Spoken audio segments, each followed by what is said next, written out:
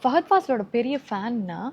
ஆனா, இப்ப அவரோட ரீசென்ட் இன்டர்வியூ பார்த்ததுக்கப்புறம், எனக்கு அவர் மேல ஒரு பெரிய மரியாதையே வந்துருச்சுன்னு சொல்லலாம். ஏன்னா வந்து, நம்ம ஊர்ல மென்டல் ஹெல்த் பத்தி அவ்ளோ அவேர்னஸ் இல்லாத இந்த டைம்ல, இப்போ எல்லாருமே ஏடிஹெச்னா என்னன்னு தேடுறாங்க, டிஸ்கஸ் பண்றாங்க அப்படின்னா, அதுக்கு முக்கிய காரணம் அவர்ன்னு சொல்லலாம்.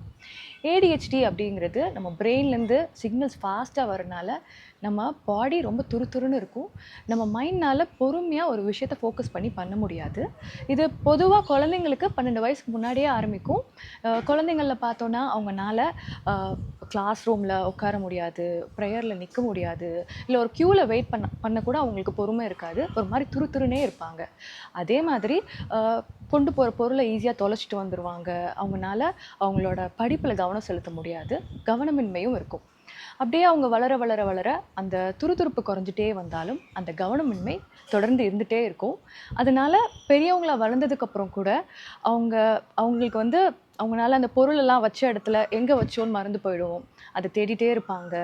அதே மாதிரி அவங்கனால அவங்க வொர்க்ல ஃபோக்கஸ்டா வேலை பார்க்க முடியாது. ரொம்ப ஈஸியா டிஸ்ட்ராக்ட் ஆயிருவாங்க. அதனால அவங்க வொர்க் பெர்ஃபார்மன்ஸுமே அஃபெக்ட் ஆகும்.